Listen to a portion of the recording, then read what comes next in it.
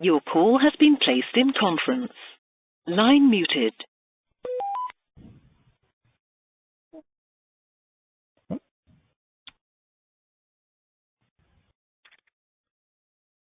I seem to have lost my screen at the moment. Michael, are you able to advance my slides? I certainly can. Thank you. I'll stay on the slide with the general heading of transparency for a moment and just give a little bit of background information. I imagine that those of you who signed on for a webinar on this topic are probably interested enough to have followed some of the conversation that's happened over the years when it comes to transparency. And I'll summarize just a few of the pros and the cons and before I get into sharing a little bit about what it means to be transparent from the grantee perspective. So there are a number of people in the field who have talked about pros for foundations to be more transparent in their work. They include the National Committee for Responsive Philanthropy, or NCRP. And NCRP has argued that foundations have an ethical obligation to be more transparent in their work. The president of Foundation Center, Brad Smith, has argued similarly and believes that foundations being transparent protects the freedom that they have as organizations.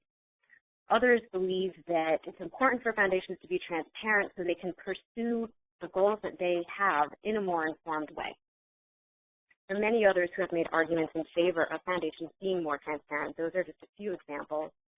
A couple of examples of perhaps why it's not in the best interest of foundations to be transparent are people who believe that's not the direction we should be heading. John Tyler from Philanthropy Roundtable strongly believes foundations should be able to be as private as they want to be, that there shouldn't be any requirements or expectations that they'll share any particular type of information that they don't necessarily want to share. And even those who are strongly in favor of foundations being more transparent in their work believe there are certain situations in which it may not be in the best interest of those involved for information to be shared or for foundations to be more transparent. Nonprofits may be working on very sensitive issues. Sharing information could, in some instances, even put lives at risk. So not every situation is a situation in which more transparency is necessarily a good thing. For those who follow the conversation about transparency, more recently I've noticed in articles and blog posts that transparency for foundations has been referred to as kind of a trend, or it's the thing to do, it's the in-fashion thing right now to jump on the bandwagon and be more transparent. And especially in light of that turn in the conversation, I think it's very important to keep in mind the goal for transparency. That it's not being more transparent for the sake of transparency, but there is a real goal there. And I want to quote Phil Buchanan, president of the Center for Effective Philanthropy, who argues in many venues for the importance of transparency for the sake of effectiveness, for foundations to be more effective. To quote Phil from an event where he debated Brad Smith from Foundation Center and a few foundation leaders on the topic, Phil said, quote, "I think it's morally indefensible to know that something you funded isn't working, to know that others might be trying to do the same thing and not to share those results. That's where transparency and effectiveness go together." So with the goal of effectiveness in mind, as we talk about transparency, I'd like to move to the next slide. And everything I'll be sharing today is from the perspective of grantees, of nonprofit CEOs. And in 2013 and also in 2014, the Center for Effective Philanthropy published research about nonprofit perspectives on transparency. And there are many definitions of transparency out there, from sharing financial information to foundations sharing names of board members or bylaws. We asked nonprofit CEOs, what does it mean to them for foundations to be transparent? And more than 2/3 of them told us that it means that foundations are being clear, open, and honest about the processes and decisions that are relevant to the nonprofit's work. On the next slide, why is funder transparency important? I want to share a piece of data about why it's important to nonprofits and a little bit of perspective we received from foundation CEOs. 91% of the nonprofit leaders we surveyed believe that foundations that are more transparent are more helpful to their organization's ability to work effectively. So from the nonprofit perspective, there is a link between foundation transparency and nonprofit effectiveness. And I'll get into that a little bit more on future slides. Interestingly, when we asked funders whether they agreed with the statement, foundations would be able to create more impact if they were more transparent with the nonprofits they fund, only about half of foundation CEOs, 47% you see on your screen, agreed. So there are different questions that we asked nonprofit and foundation CEOs, but also some difference of opinion there in terms of the importance of transparency. And nonprofits have a fairly middle-of-the-road assessment of funder transparency. We asked them overall how transparent they find their funders to be. We asked them to rate this on a scale of 1 to 7, where 1 was not at all transparent and 7 was extremely transparent. And the average rating from nonprofit CEOs was a 4.7. So what is it that nonprofits want foundations to be more transparent about? Moving to the next slide, there are 3 main areas that nonprofits said they would like foundations to be more transparent in.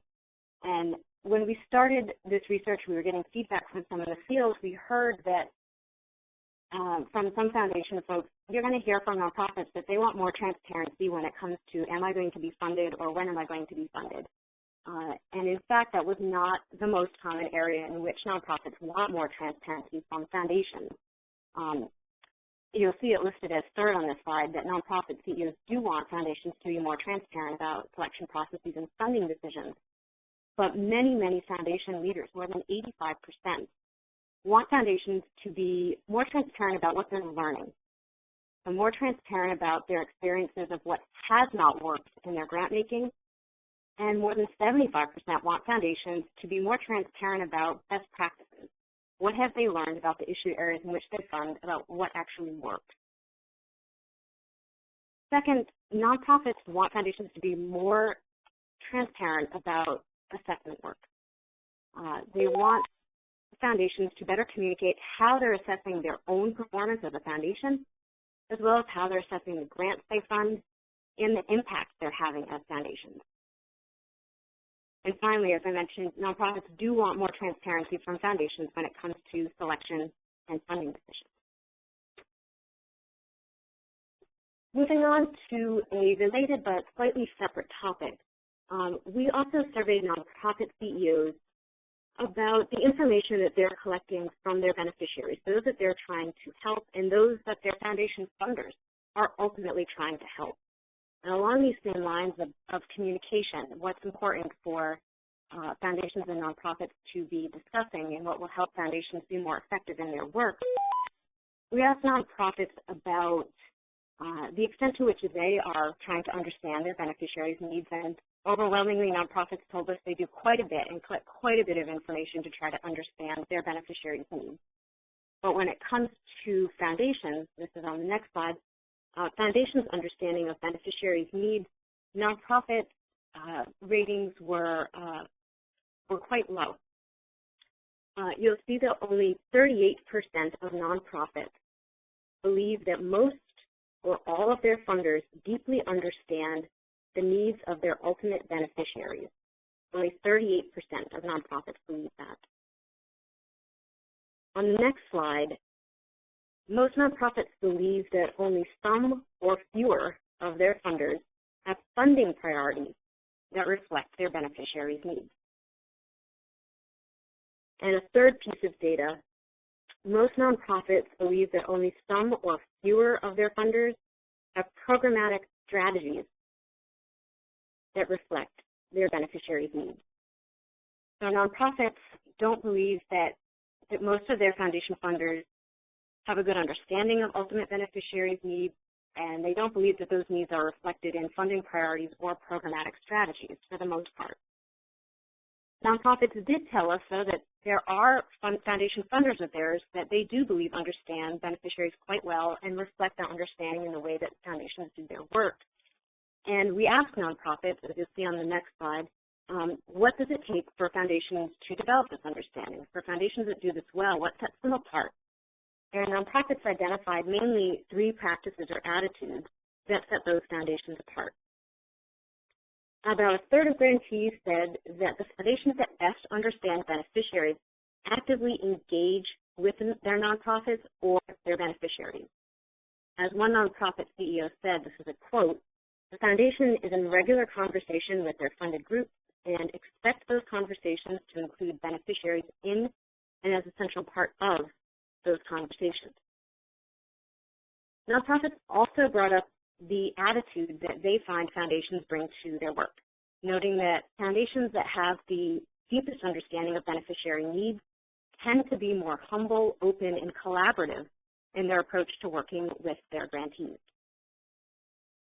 Lastly, nonprofit leaders cited funders' connections to the issues that face their beneficiaries and communities that nonprofits are working with.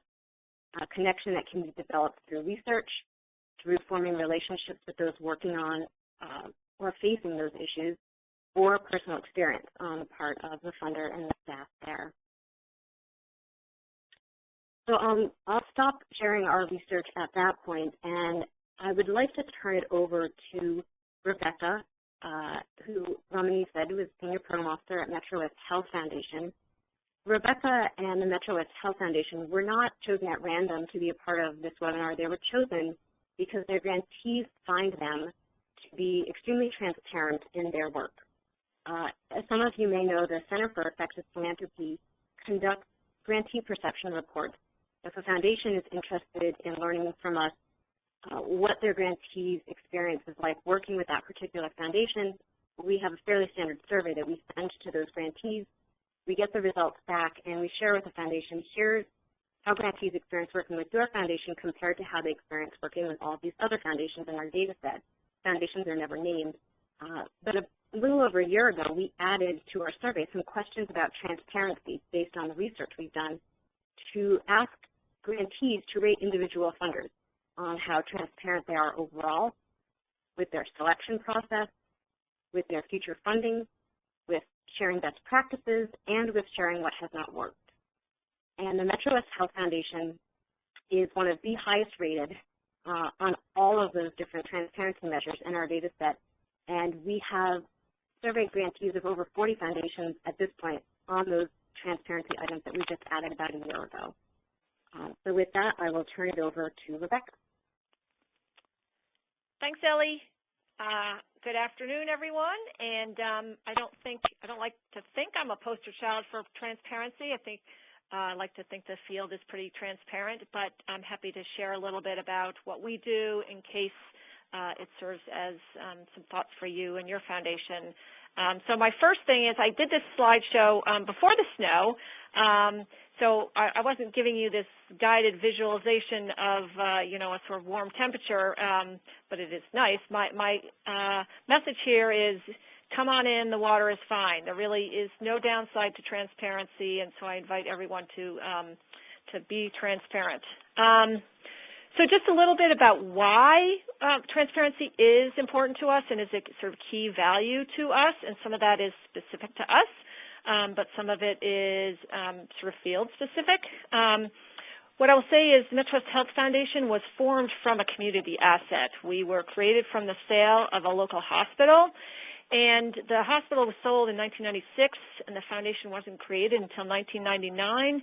So the delay in the creation of the foundation and the fact that we were the very first hospital conversion foundation in Massachusetts meant there was a lot of attention on us. There was a lot of suspicion. There was this feeling that, are they going to do it right?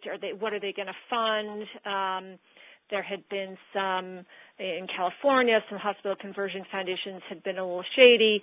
So the fact that all eyes were on us was sort of, at the very beginning, gave us a real impetus to be transparent.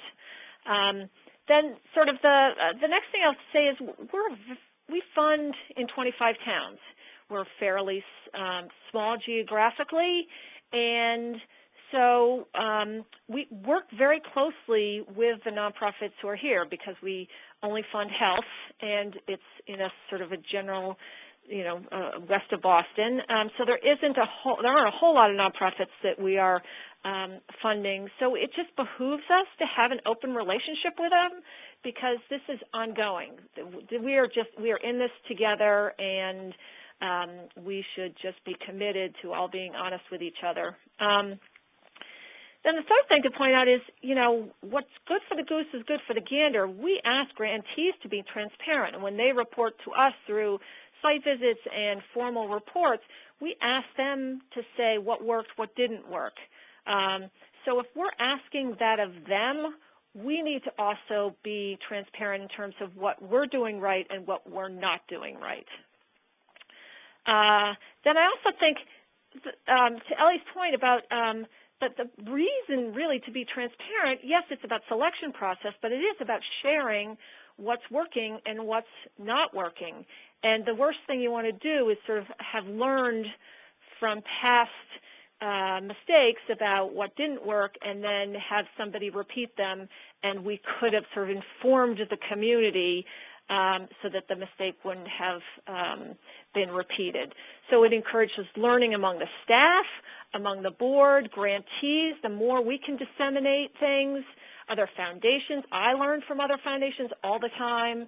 The community, they want to know sort of what's working in terms of, let's say insurance enrollment or, any number of things. And so it's important that we get that knowledge out there. And so we all need to be transparent and learn together. And then the last thing I would say is if left to their own devices, people will form their own opinions. And this sort of goes back to the early days of the foundation. Somebody once came up to my boss, who's been here since the beginning, and said, "So I hear the foundation funded a playground at your daughter's school," which was like completely couldn't be farther from the truth. But they had heard that a playground had been funded, so they sort of made this assumption that it wasn't even the same town. So so being able to put all of our past grants on our website, which I'll talk about in a minute, is just sort of, if you just put all the information out there, you can really sort of just nip things in the bud. So, nope, these are our grants. Here's what they were made for, and just make sure that folks don't make up their own minds. A couple things about how we're transparent, and I was talking to my coworker about this webinar, and she said, "Well, I don't think we do anything really revolutionary," and I said, "No, I don't think we do, but maybe it's a culmination of all the things that we do." So one thing which I think is a little unique is all of our board meetings are technically open to the public. We haven't had anybody attend in a long time, but in the early days, members of the community did come. We'll even serve them dinner, and we put the meeting dates on the website. We also, on the website, put every single grantee-related policy there. So we have a grantee complaint policy. We have a site visit policy. Any policy related to grantees is on the website. So if I'm going to make a site visit and somebody wants to know what's the site visit all about and how much time will it be and what do I do with the information, I can tell them verbally, but I also point them to the site visit policy on our website. Then, as Ellie mentioned, we do participate in the Grantee Perception Report. We do it every 3 years, and we publicize the full results on our website. And we also send that information out to all of our grantees because they took the time to complete the report, so the survey. And we also had a focus group after we got the results back to see ways we could improve. We are also very, very clear about our selection process. Staff are minimally involved in the process, and we have people, I don't know if Mike Devlin is still on the call, but he is on one of our grants panels. And so it's people with sort of ties to the community and knowledge of various aspects of health that are involved in our selection process, and we are very, very clear over and over about how the decisions are made. And I would say the only thing we are not transparent with is which comments are attributed to which reviewer. So if I'm giving comments to the nonprofits who were not selected. I will say all the comments, except I don't attribute them to a certain reviewer. Then we strongly encourage decline applicants to give feedback. I encourage them over and over and over again. Many times they don't, but we really want people to learn and hopefully reapply. As I said before, we have all of our previous grants on our website. You can go back to the beginning, see how much it was for, what organization, and what the purpose was. We also provide grant level, so a grant to a certain organization and how much, and then initiative level, so access to care, dashboards, so we sort of provide a snapshot of what's working and what's not working through these dashboards. We put those, we give them to the board, we put those on our website so that people can see the progress we're making towards our strategic plan. My boss wanted me to include this one because he says it's not very common, which is our grant, our grant committee, our audit committee, and our investment committees all include non-board members, and it's very unusual to have an audit committee that includes non-board members. We do subscribe to Glass Pockets, which is part of, I believe it's the Foundation Center, and it's sort of the gold standard. It has sort of criteria by which you demonstrate that you are transparent. And we are a gold level member of GuideStar.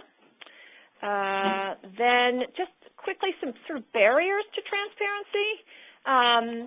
And the first one is the board of directors, and I don't mean to say that because they're, you know, secretive people and they don't want anyone to know what we're doing, but they are comprised of people from different professions who may not find transparency to be a best practice in their own profession. I'm thinking of attorneys or accountants, so they may bring to the table a philosophy which is very different from their sort of their profession and not to be transparent. There's also, this is changing a little bit, but foundations are often rewarded for their next big idea, which encourages moving on and not doing sort of a full 360 review of sort of what worked and what didn't work, and so where we can go from here. So you're only as good as your next big idea. Is sort of a lingering issue, I think, with foundations. And then I will sort of put this on grantees as well. Grantee reluctance to share what didn't work. I tell people at the outset of the grant, if you send in a report that says everything worked exactly as we expected it to, I'm going to be very in a way suspicious of that. I'm going to sort of press you on that because I want to learn, and I think that it's just not really usual that that grants go exactly as planned. And I do think there can be a lack of leadership around creating a culture of transparency, and that could go from the board, but it could be sort of from the senior management. Obviously, I have a CEO who is very, very committed to transparency, but again, if that person came out of a different background or a foundation that was much more closed, they may not see the benefits to being transparent. Also, if there is very little time or encouragement with staff to be transparent with each other in terms of procedures and what works and what doesn't work, that can just sort of lead to just feeling that transparency isn't valued. Then the last thing I would say is sort of lack of clarity about strategy and or desired outcomes is a barrier. And I will say this is sort of where we have struggled. And I can think of a time where we had a fairly ambitious strategic plan, and the very excellent strategic planning group set very, very ambitious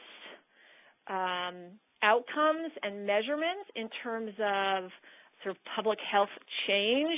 So, for example, diabetes rates among African Americans, so that we were supposed to, quote, move the needle on that because that was something you could actually measure or have access to.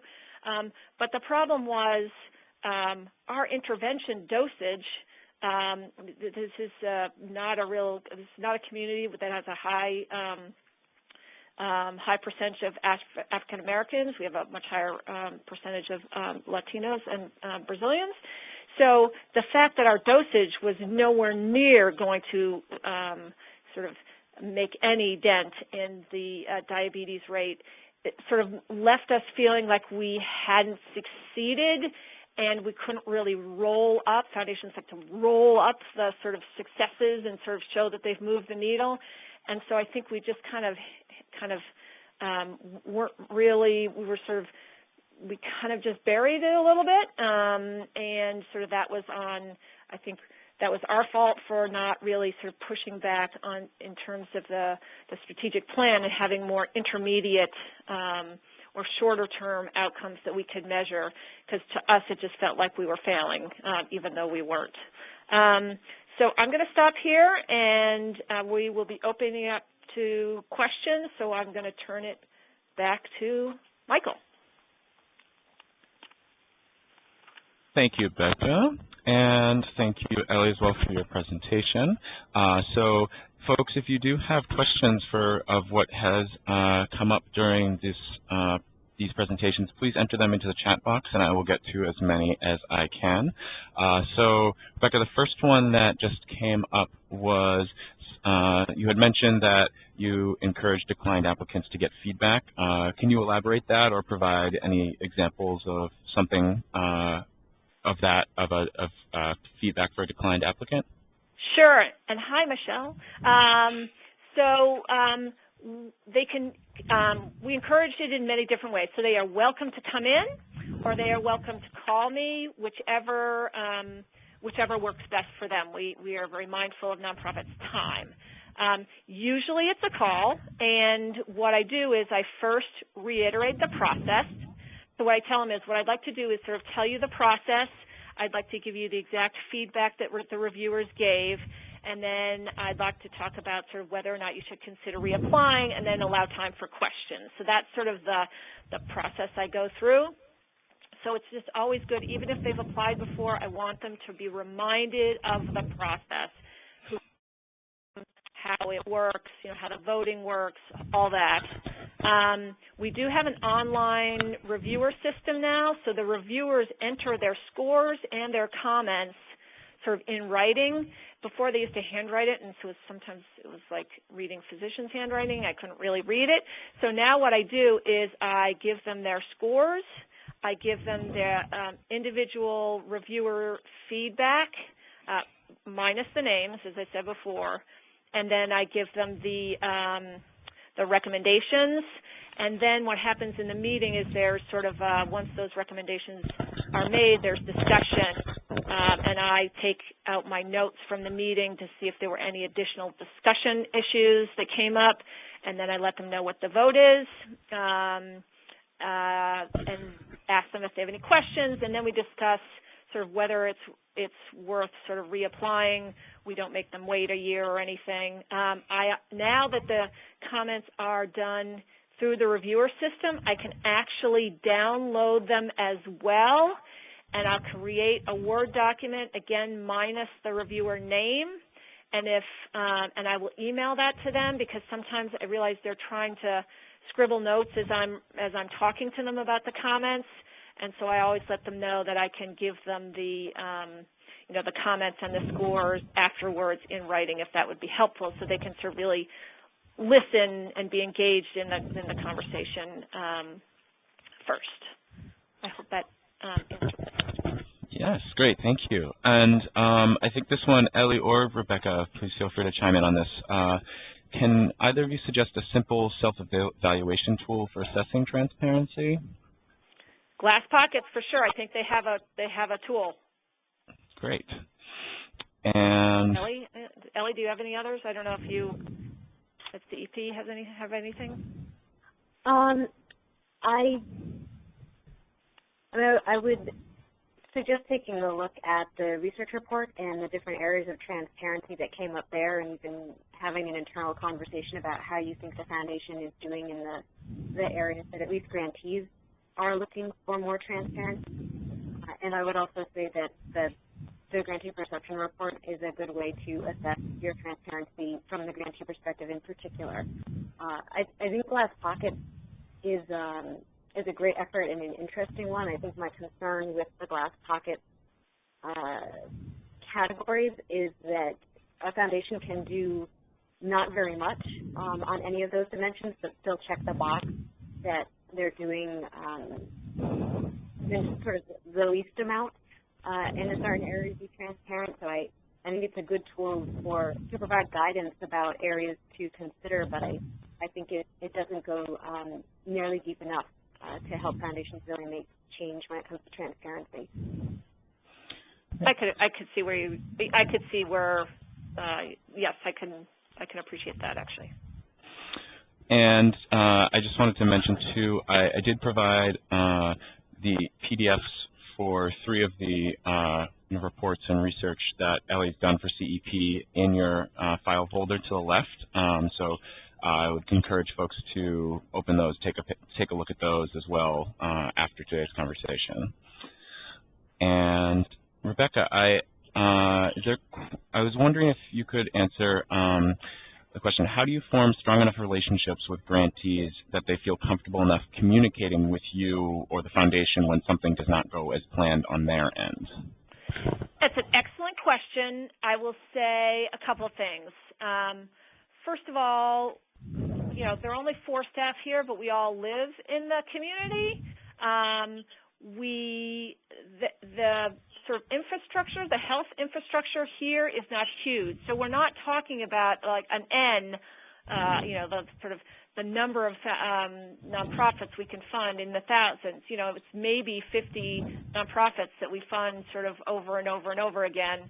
And I think the fact that we will turn down a grant and then go on to fund another one in the next round, or vice versa, I think over time people have understood, it's not just they don't like us, that they didn't like the idea or the proposal. And I think the fact that it's external reviewers who are reading them, and I read comments from, these are members of the community and their own communities who are reading things.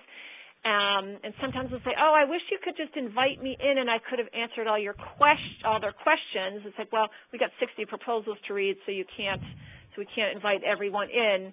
And then I think it's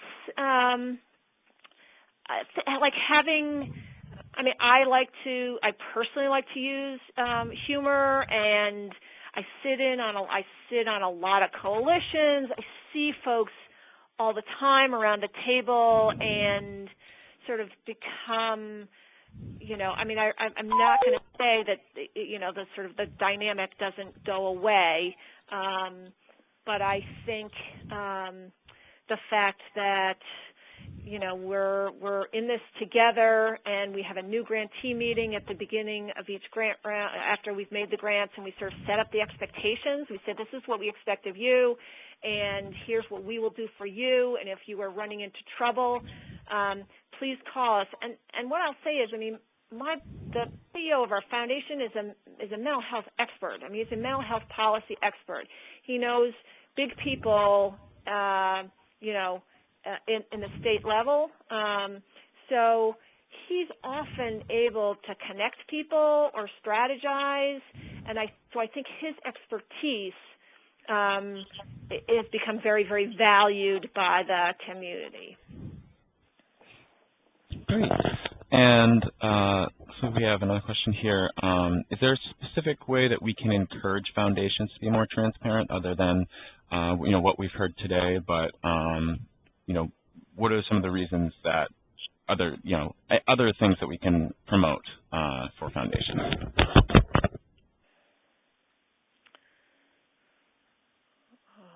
Ellie, I don't know. You guys probably promoted a lot through getting people to do the Grantee Perception Report, I would think.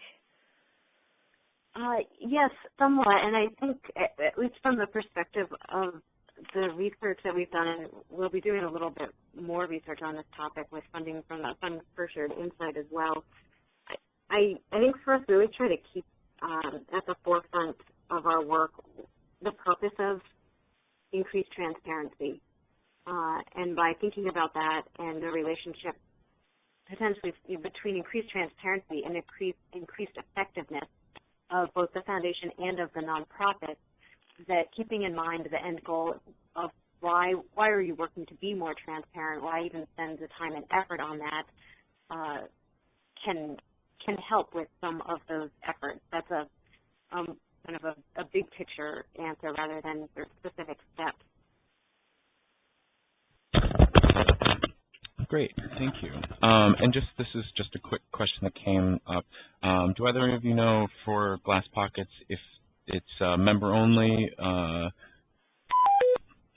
service, or is there any sort of registration needs to be happen, or is it something that they provide? I think we just signed on. I don't recall. I don't think we. Now, I think it's a foundation. You may have to be a member of the Foundation Center, which we are, so maybe that's how I was able to sign on to it. But you can at least sort of see what their guiding principles are and then borrow those and use them anyway. They have an interesting blog. Their website is accessible to anybody. Great, thank you. And Ramani just put a question up for us. Does anyone use a complaint policy?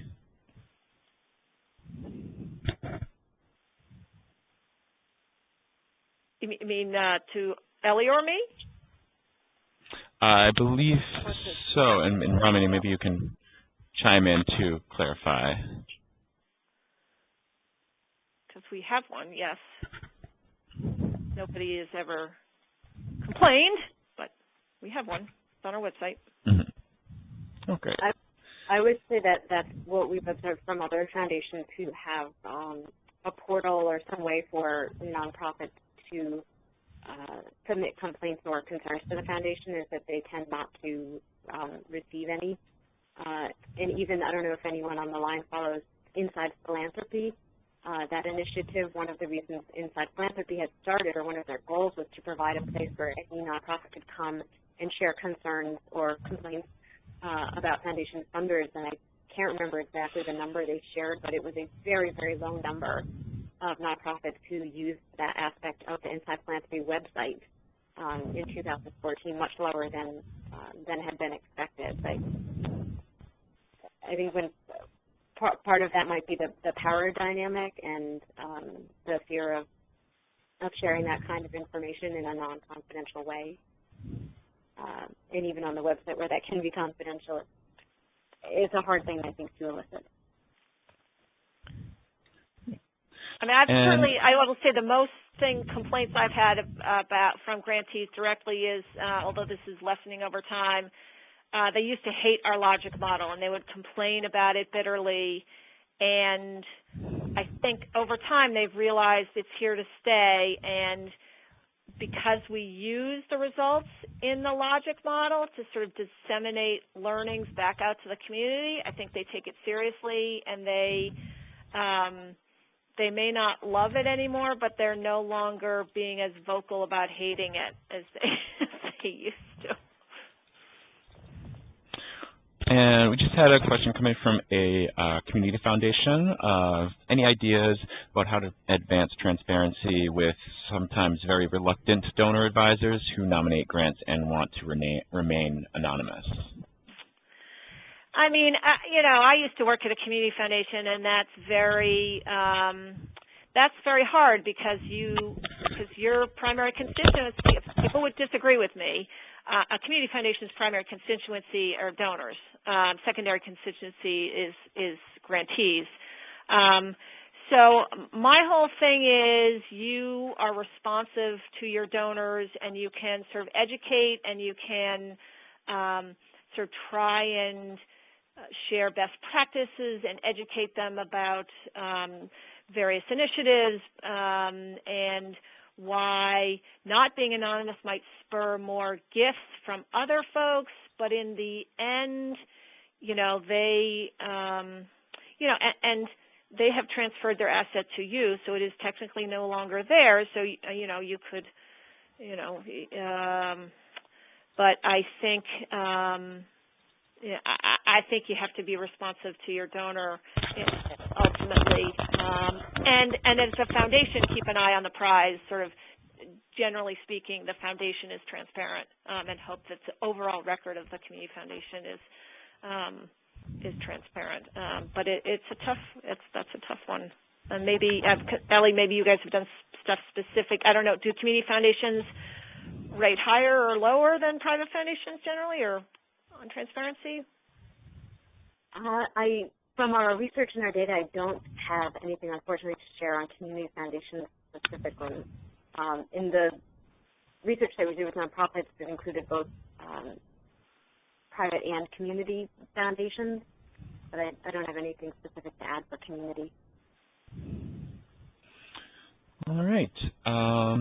Is there any other questions from our guests in the room? Just enter them right into the chat box. We'll just give it a few minutes to see if anyone has any ideas popping in their head. I did provide both Ellie and Rebecca's contact information if you have further questions that are something you'd like to grab their opinion on.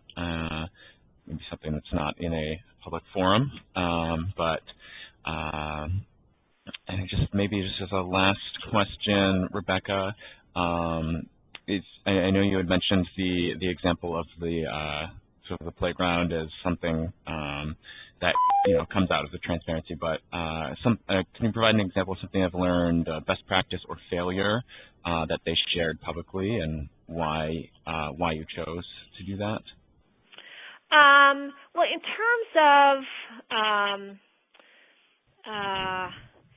so like individual, I think we're a little bit more transparent about initiative level results rather than individual grant results. We don't want to shame a nonprofit if something didn't work out well.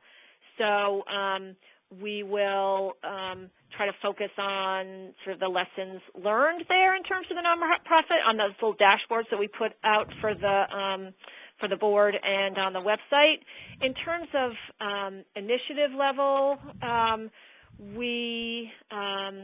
I think we definitely were very upfront when we did 2 rounds of youth substance abuse initiative funding. We funded 5 towns for $1 million, and then we did another round of $1 million funding. And we really learned from the first cohort that we did not help the grantees with sustainability early enough.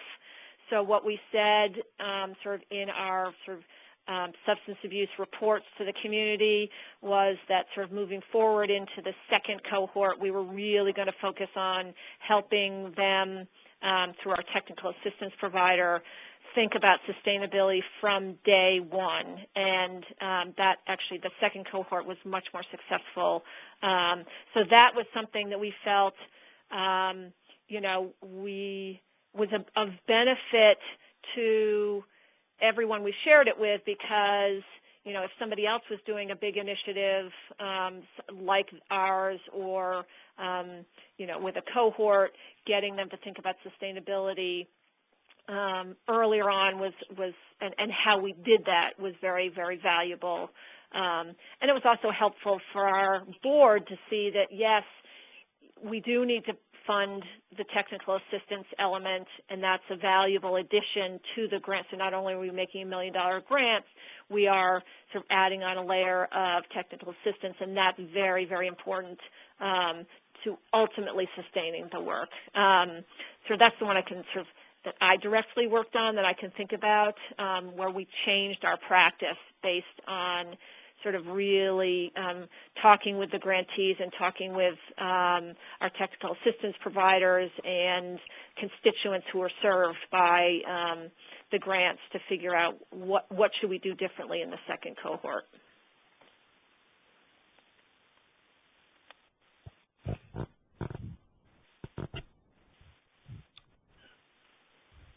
Great, thank you, Rebecca.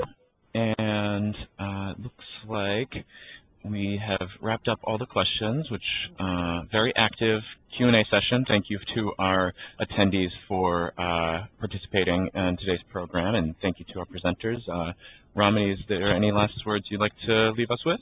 Yes, sure. I would love to really thank again Ellie Buteau and Rebecca Donham for all of their work on this webinar today. And I also want to thank Michael for coordinating all of us for this webinar. This is only the second webinar that we have put together here at AGM, so this is really exciting to have it move so smoothly. So thank you, everyone, and stay safe and warm. Travels back from where you are if you're not at home, and we look forward to your continued participation in AGM webinars. Thanks. Thank you, guys. Thank you. Thanks so much. Bye. Have a great day, everybody.